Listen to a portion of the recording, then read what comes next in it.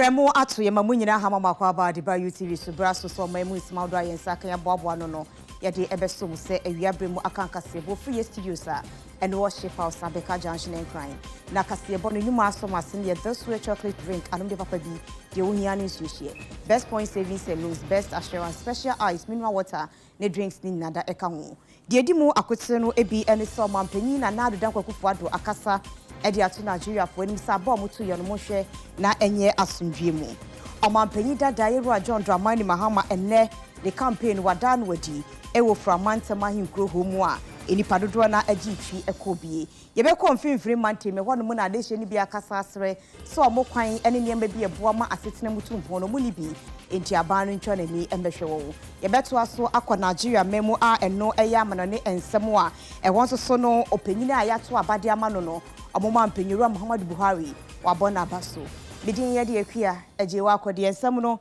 ebi eka ho na dohwe ba kontem bede ba beso mo afi ensem no nkire mu enie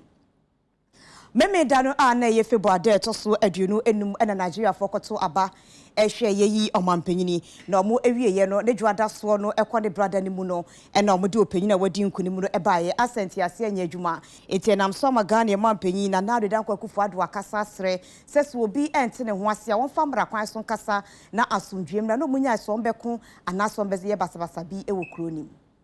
on UN reform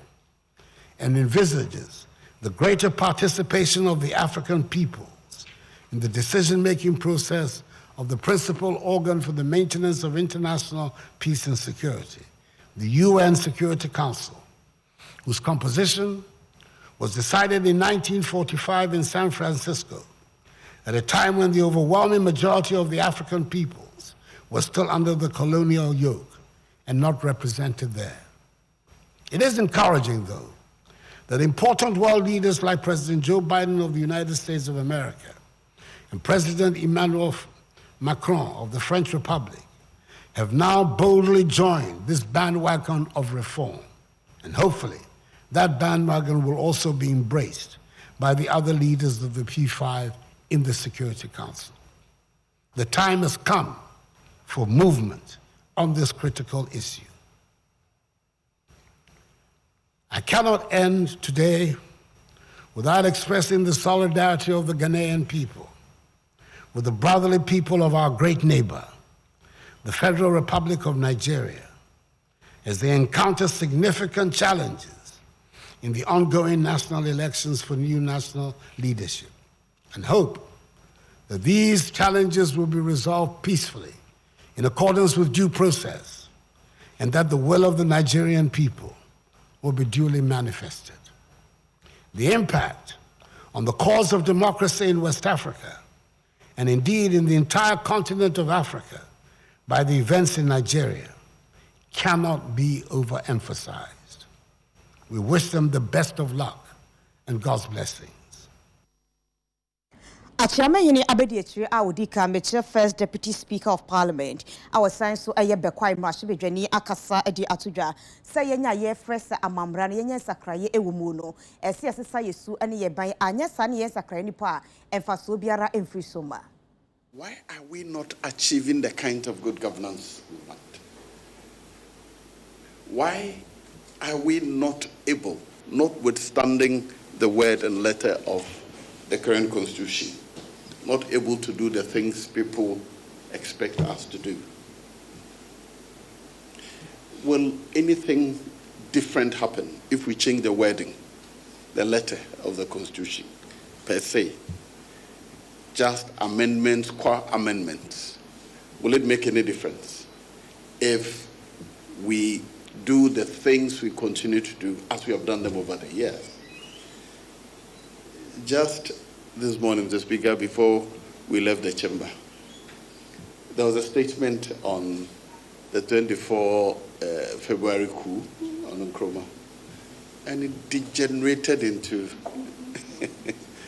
the same old things that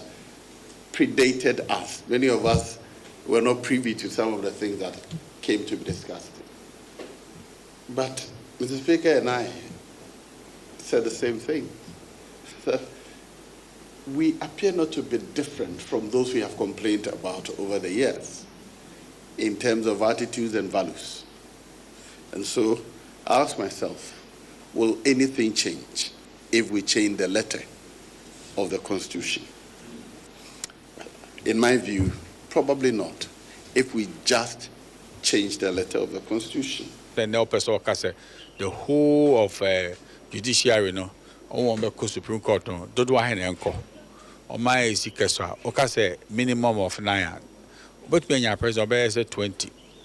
Now, Sikaben will be able to be car or better accommodation near Kikao. Some of them know to me more as yes, son. The Bebo and the Entwasso. Bidemi Milivu say, yes, son, in the sense that we are on Kasaki, yes, sir, Nay Caseo development plan a Bema nation. What you say, go for Nancy, Namano bar, not a dinosaur. May support say the development of the nation should rest with technocrats and some people. No one into us who are who are so or share manage. They should give him the space to look at it and then rule. Yes, all because of overseas development planner. Now, all the best share president of Kong. Meaning the son is here. Edwada aye match da etoso ensia no Ghana benyan finhye adusi ensia 66 years entenam so eme be hye ho fa enkramante masedi no ekoso ewotema na enkramante nsofo onumunyafo Henry Court edi animu amatema ne potemo ye prapra wonu masiesi wonu mokama ye kwa omanu ne ne yensenchuo ni danso abiam edi enkomo edi efitema danso ma hey ye nua minua sesi anu dwumade na kwa akosisei yo Fema Arafona Apapa at the Matem and then Potemo, Sanya na Udikan, at the Ato Arafo, any more Aviano, not Greater Accra, Mantan Swafo, Munam for Henry Cotti, and now Waka a year RCC, Regional Coordinating Council, no any now one Ababi Pimu, Ewatema, at the Ahuni dealing who is a year, at the Accessor Ewatema, then a Potemo. Binina, and say, oh my Ghana. Infinisia edusia ensia fa hudida a yenka mantam no efadie no eye mensni ahodo be se aduonu enkono a ewo kramantam ase nyina no wonom eka wonom abom ewotema na datwada wonom ahyesa efen resanti na ehu behia se nipa epie firifie na wotiesie montene so makrum etie na safan wotimi ehye na edi emu enti ononyamfo Henry Cotti na pamfo ababi piem ewotema na enopeya e free atie ewotema motorway ne eso na asanya hodo a emre bi atwam na UTV kase ye bo amane se wonom etimi pake asan ahodo ewo baabi a ense se won pake nyina mpanifo ahwe na prosifo ayi saa asan no akese ni na ne ayi adwuma ne anya adwuma omayi ede afri akwanso eno ati no wonom eteche tema mantam ni mu mako edu enan ena wonom teche enipa wonom de omo baaye bebo atema manfo ma womo tiesie kromu nyina mu ema miamia duna ni nyina ebi ekọ ho no Minister Ankasanso ebepie mu bia ene no ene mu kopie mu ewo tema community 1 epiakasiem eno achi no yeko tema New Town ene miamia bi wo meridi ene miamia keka ka ho bi sabre ya me no ka se ye ni kyeremu a yeko tema community 4 eye kyemu secondary school park a yeko akoke na wonom a wonom to wo pete montene so nyina no adwuma no pomponso be bia ba bedu no ye de ni nyina abawiye ni nyina ene oman Ghana emfinhia sia ensia efa oman no ehye ne fakese no ewo ho no enka mantam ne fa wonom ehye no so tema na oye na eno ononyamfo Henry Cotti enam na ye ne wonom esiesi kuro no otu omanfo nyina fose operation clean your frontage no eye nhyehyɛ ya abat na fie na emranso ene de na ba betna sinti obi bia obebu saa emra ne so no enye wono ana obi ene de na asem aman saa nipa kro no nemum emra ede san se ye na betena se no na saa nipa no ene no enya nti obi anhwe se obetimi abomoden na wan kasa wani mu de watimi asiesie san se mpani se sɛ yɛsɛ som wɔ ho a na nkyerɛ sɛ woyɛ akoa enti obiara sɛ obɛdi ne ho ni titiriw ɛberɛ a yɛwɔ mu siesie yɛ ho akɔdi ɔman yi afisiana kɛseɛ yi na afisiana no akyi nso yɛnhwɛ sɛ kurom bɛte na biribia ayɛ kama saa berɛ deɛ yɛabɛpie mu ɛwɔ kyɛmu agoprama so a yɛba bɛhwɛ na ensam ni nyinaa tɔfabɔ no ononyamfo Henry Kote ɛde ato yɛ nim gye di yie sɛ anwummerɛ kaseɛ mu no yɛde ne nyinaa ɛbɛsom mo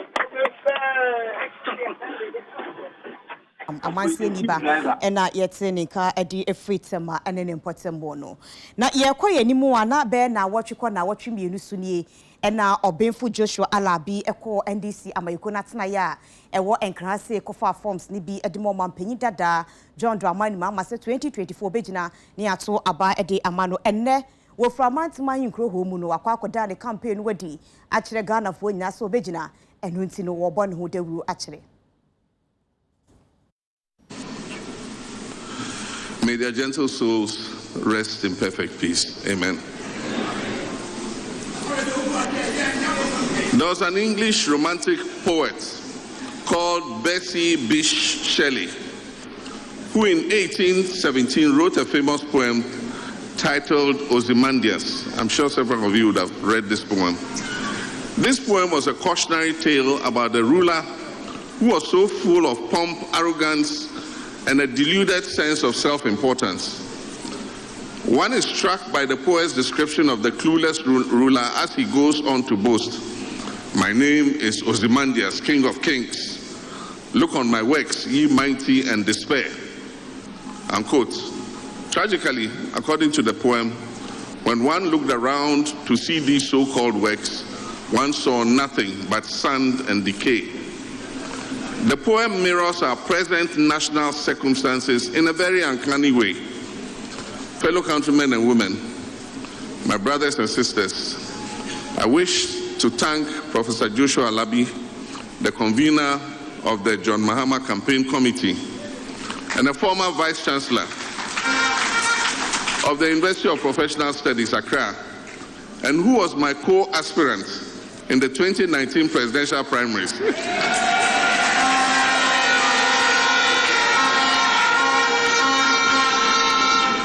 For picking my nomination forms last week.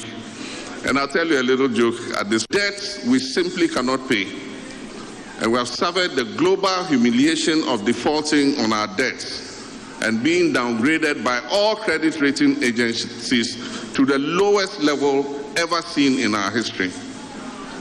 Our economy is in the worst ever shape, with suffering and pain on an unprecedented level. Hyperinflation and ever-increasing price of basic items, including food products, have all combined to inflict unbearable pain on millions of Ghanaian households. Parents are being forced to make the choice between seeking prompt health care for their sick children or providing meals with their meager resources for their families. Our middle class stands the real risk of being wiped out on the back of an obnoxious debt restructuring program. The poor who depend on the middle class for employment and sustenance are on their own and uncertain of their fate in the future. Our aged pensioners and the elderly have not been spared either. In the past few weeks, they have been compelled to stage public manifestations outside the Ministry of Finance in defense of their livelihoods, even in this elderly state. Who would have thought that Ghana will come to a juncture like this, where a government would mete out such shabby treatment to our senior citizens, whose only crime is that they put their life savings in what is considered the safest financial instrument in the world, government bonds. We are this most depressing. Our economy has been destroyed because of the systematic mismanagement,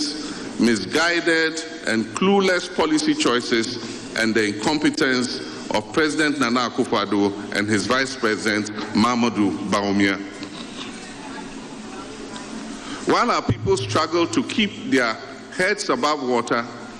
government officials continue to exhibit high levels of greed, corruption, arrogance of power, dishonesty, blatant state capture, and conflict of interest. Unsurprisingly, no one in this MPP government wants to take responsibility for anything, including their flag bearer hopefuls, most of whom were part of the economic management team, the team that was called the solid team. Today, everybody is running from taking responsibility. They continue to lay blame for their disastrous economic management on external factors, whose relationship with our present sorry circumstances are at most tenuous. We all know that this economic collapse has been years in the making, just as we know it was entirely avoidable. Amid all the suffering, government remains obstinate and refuses to back down from the costly missteps that led us here in the first place. They continue to waste the precious little we have on dodgy and misguided projects and programs, and on a bloated government. As they tighten the noose on the helpless citizens by piling on more taxes and expropriating our money through measures like the domestic debt exchange, government offers no semblance of genuine sacrifice on its part. The national decay of the last 6 years has not been limited to the economy. It extends to all aspects of our lives. Our hitherto trusted state institutions today stand as pale shadows of themselves, undermined and politicized to the extent that they consider themselves as an extension of the governing New Patriotic Party. Yeni almubi omadi dem ewo asante mantemu ene kasadi tuju achire mu se enkebeya aban ene asoyehwe apomudin so no omuntwe omani emra asante mantemu efise baabi a wona asabi omunan anaso omu se twa kom yehwe omu no de bibi ehyem mu omu no sede atebia ewo mu no enkoye nti aban mra mesiesie ma wo.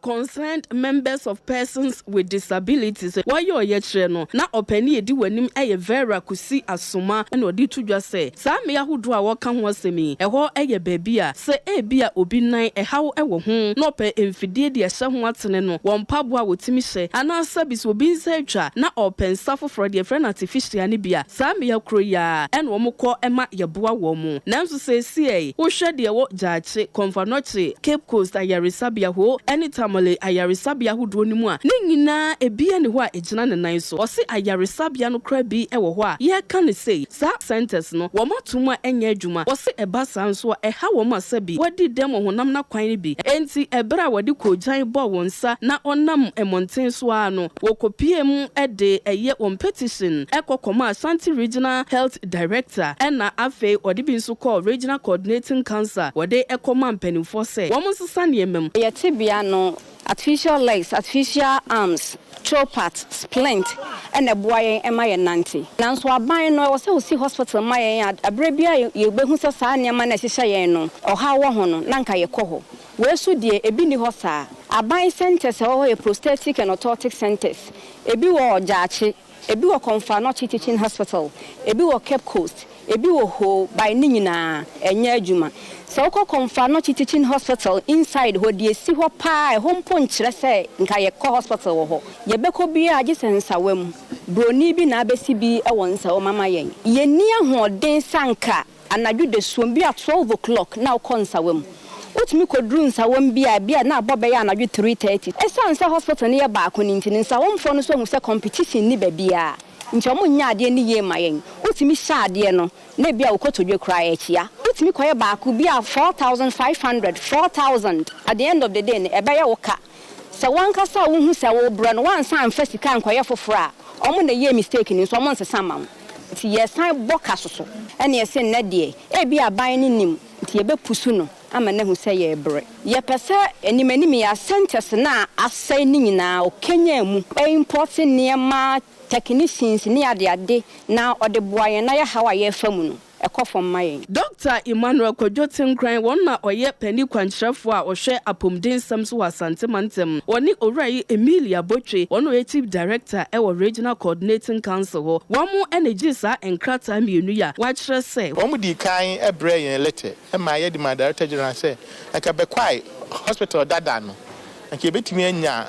e bia fan bia nanka ye siesie nanka ye de ɛhɔ no ayɛ saa adwuma no nti ɛmi sɛ yɛgu ahoboa so a yɛdidi sɛ nkɔmmɔ no a nti ɔmo de ɔmo letter naba yɛde nwoma bɛto so ne yɛde akɔma yɛ director general na ɔno nso de bɛhu health minister sɛdeɛ ɛbɛyɛ a yɛbɛtumi anya prosthesis and orthotic centers ni bi ɛwɔ Asante mu ha na yɛde aboa wɔn. I can see it is to the Ministry of Health through the Ashanti Regional Minister. So we'll receive this on his behalf and pass it on to him. And whatever is in, when he comes to the office tomorrow, we are going to hand it over to him. Now, Director of Electoral Services, Electoral Commissioner, Nasabato Abedwekuno, Asweye, Dr. Shibo Kweku, Wakasa Achechimu Adukudientia, Wamo Edi Ghana card in Kwababe, Ejina Shedia Medi Atredi, and yes, a trading in Nandemo Munia to us so Atredia, and we are continuous registration be, or Chemuse and no Ebeboa, a me who Ghana for to do any crojia, as so much ready. The thing is, me and me, Tihei. Yamia Daruma, my two kind of message that they were Kuviana about elections. Me, I come to my tuning, me, I did my chain. Mean, whom be a de guarantee system the trading. That is the first thing. You can say guarantee system anything. The actual say, Obi Mramedia does say, Nibakono, your gun and knee. Now, when you're doing what we. We are to get a 42 now, a foundation for elections in Ghana. No, but see, Ubia when you am fear doing what you're Ghana and Nina and Ajumida Hono, or Quans or Twaba, the entry in one Twaba. So, Nana, as some first question is a dinner by ya, Boon says myself by Ghana. A dinner by ya, Boon says myself, you am doing what we. If I sound man, I have Jumana dear, a pair didn't say by any doctors. It first to know from 1992 no. They actually need at das DB pa say Ghana phone no money and feeding what training. The wa would do what the about which be and but one say party for ya na reception centers na dana atwerebo. O hear the last reception year 2020 year. Nipa e challenge you omo some ya Ghana for so mo fie no ye no. Na a borrow 32,000. Na za challenge no mran say even if cut and to na ufizo binya Ghana ni anazo infido twa fere ya mu infido na dana mabo e gidi say by the time I say year to aba for October this year and December next year na na obia opese o twere ndi no nya Ghana card na bi na Ghana card no one thing a year wo hu say so your mom number na without number na sabi udoko wu ba offer passport na say anyikwa old passport na de o hwe bon say o passport ina no ye change pe na o passport na masesa ye change pe no passport na masesa but the Ghana card ne de ye de manwa kizo wu ensesa nti we see that no you more reliable and a guarantee system in so part for ye kan ma sami ho boso makogina centers o nim nipa kone da o hu ne da eso no akofere from say san ba kone Ghana ni nti ye convince say ka say yi guarantee no free mu a e ba ma yenya more credible research than we have nti ya sam no no okay. And there at the Transformer course, so UTV, my Jacobna at Nedjum. Nabija form a buy no barco and Nanto Amrachi, our no, any day a far among yourself. And I watch and I actually say about to commissar, as why you confused Kakra. If we say a quantity near my warfare, so a guarantor forms ne free mono, and share that and toss to one some rebeam. Say, would to me, Cassie, Ghana card na, only Pacono, and Famra, and Saudi Nidinga co voters register him. And no day. Menu yebetumi garantia mu bi na menu kuria yentumi megina mu ma onipa ko no kita sa Ghana card na so oni Ghana card ni bi say onko voters register na so dia then what sense does it make what show one card tem hwe o say EC to register 550,000 voters annually. How do you achieve this target? 3 years in it to 1.5. How do you achieve this target? What can Ghana for they be make say I na yen leaders yen penifo work asema we don't interrogate them Into wonya kape no afa ho adi. Wote ho ere bragi ese ubetumi a register 550,000 people annually. Now your population has Ghana cry. On what data? No Gina so they cast answer me. Into the easy as they are a confused institution. They are confused. Because if they are not confused, near maybe a way who say it's so. EC is a confused institution. That is why they be what in December to go. Now people are having doubt about it. And they want to mean tenacity in be say who say adi way the baby yadi bay. How would people react to it? That's one for my CI, constitutional instrument. You lay it before Parliament. A bit mature after 21 days, right? Who and who do you sit down to have a stakeholders meeting with? The players in this game are the political parties. These same political parties, you sit down with them at IPAC. Until say one kasa was setting up IPAC. I will be advise you on issues of this nature, and they advise you now. Who say won't far? Does it make sense for somebody to come and sit down and listen or contribute? A simple thing, because who say ni panemra no me two for na for no be two no 2 year. What the asese niema I say odi ba out mu na ma electoral process e wo krom ha akoye nim. Ni pane ba ni ya be kansem no kire wa who say won't far. Inti won't far no. On hand home fruka himself who and some metal home obekano. It's needless. Until you yourself you are confused. If you are not confused, how would you knowing very well say Ghana card yeru yusu o memu hanu and some bebre wo question marks bebre wo because people wake up around 2 a.m. ekosa lie say wo pe card no so wonya bi. Now say eno enko na answer na obi bekwa koto aba ma obi say esan say me pese me man ekoso ntino me kwakoto aba ma asemesi na me ni Ghana card ni binti mintumi nto aba onim say wasi emramu no odi 18 na wantumi amana nto aba emra tumi no idi enti won atena say adwene sa niema we nyina ho. It is only in Ghana. And sometimes no niema bi betogwa a ye bi say hu say enti mpanyi fetena say echi shares adi we say yamfa nko kanchire Ghana for no dem pa no odwene wo ho ansa no wode kom abonten.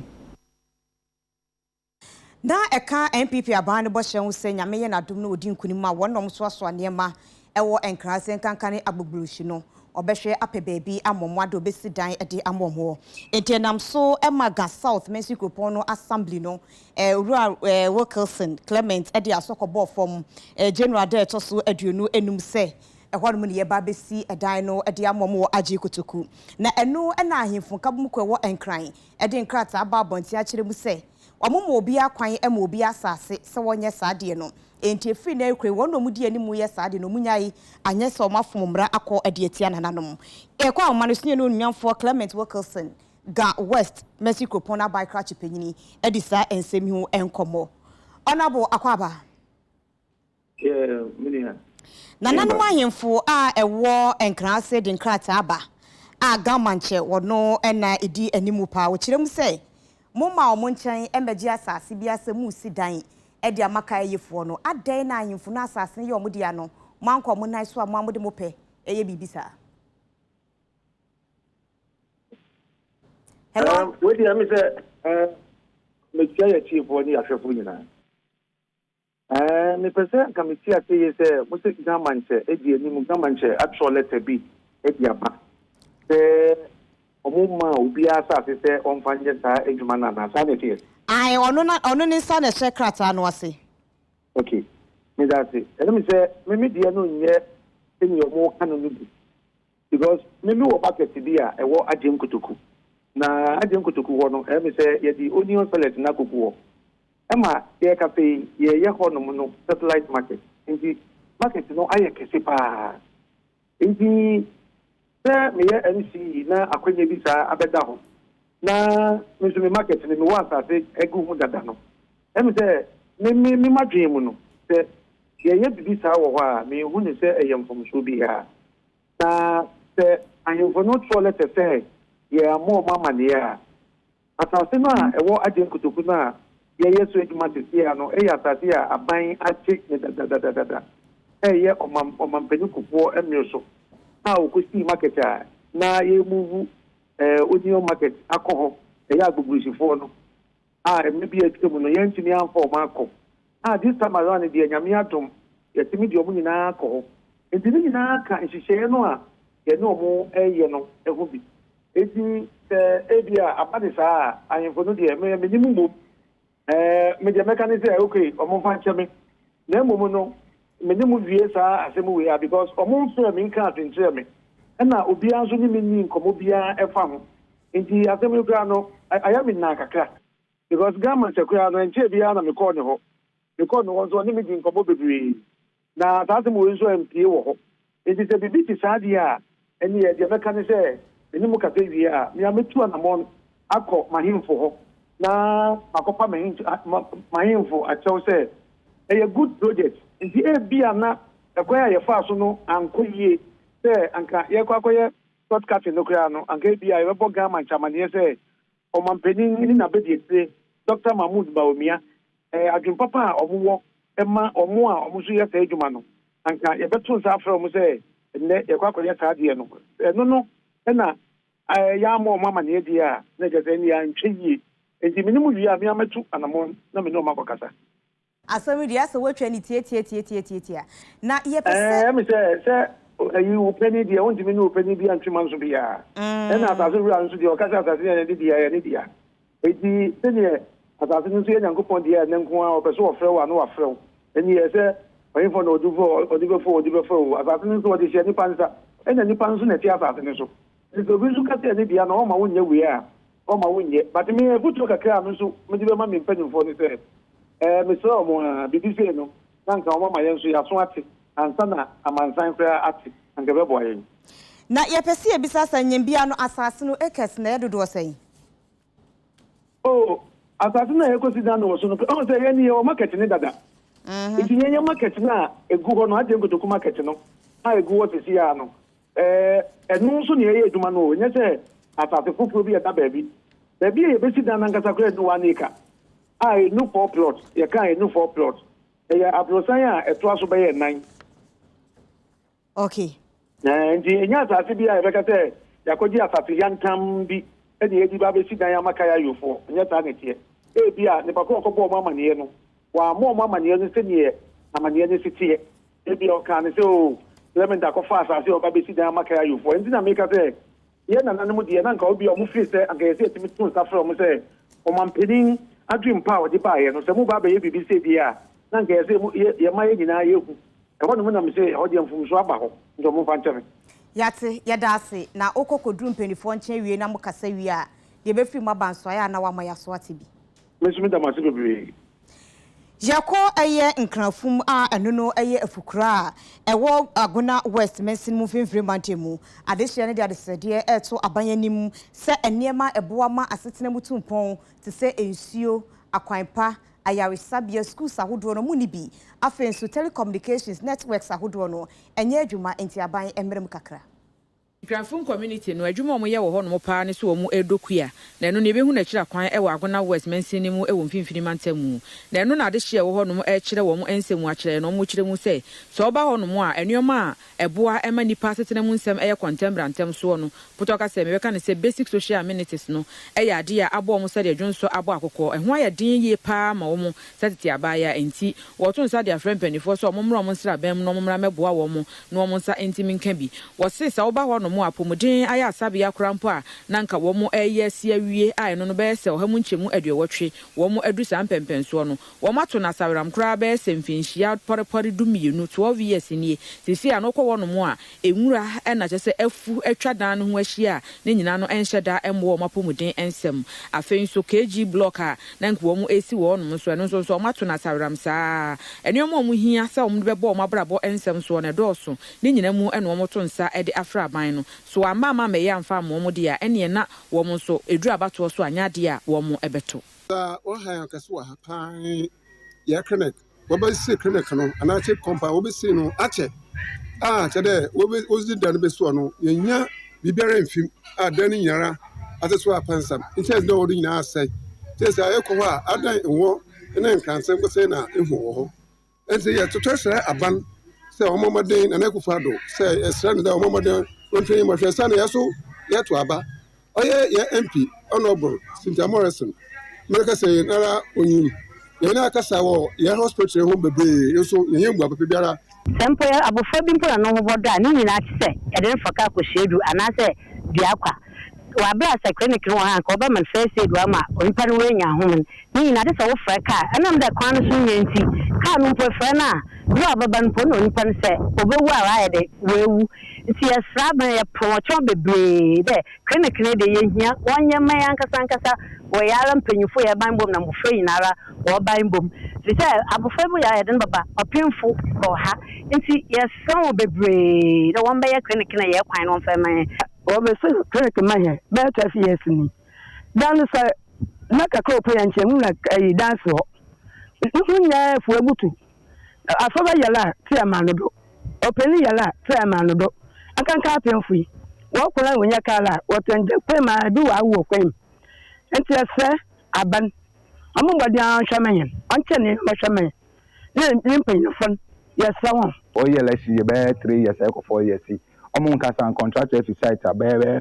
3-4 years on Bahumbio.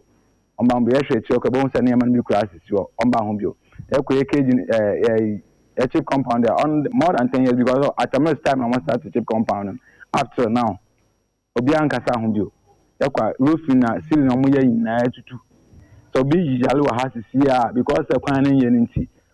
Driver, Uber for driver, Biffy showed Babanacano in Pandua will Yamfa append for Yam Phantom of Nancy be. Awokan efa ka afidu asedu obedu ha na nipan afọ ma ahwe nko nti problem dey will be pa the district assembly on mehwe na mo nye yen kagin say e district assembly project a on ma yehu say MP common funds no on dey so on ma yehu na mo wie man mo fan e hwa imponche gate nda no blackboard come use prior would be na dey da ha mo church esa e ha mo fan the 21st century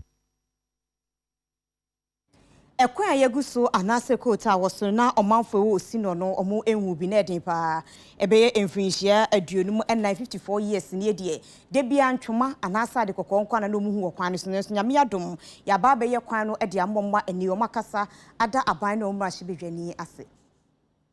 Fantia kwa South Marshebedwani onimunyamfo Kofi Ochre ejekum editu dwa say abrade hye ekwan etete pansam ye no aban bi ani wa ba betina banwa no so a wasiesie kwan no ede ama wo mu na wo say October busuminim e wa fimpinu ni edunsia ansana ye ba beto abano ena NPP amanyuko no Frank Atuni asamria ye kasayi onne ye mampanyi e wo omanga ne mu na nadodan kwa ekufuado e hya de hye bo say se omutimi di tumi ne ma no na obeye mampanyi a omakwan no behwe na waye ede ama wo mu Nissan Peniampa, where Dini Bosha so SCSA Quano Ediama Mwase, Kota, Dishino, Ediomani, Ehubi. 50 years near a Quano, ye.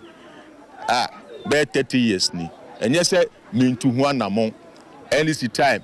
be to one among certain Minister of Rules here, Alaji Inusa, our free tamale. Nina, Ankusiaga, T. Yankopon, ye danas here. Meanka Samaniaji, if you say,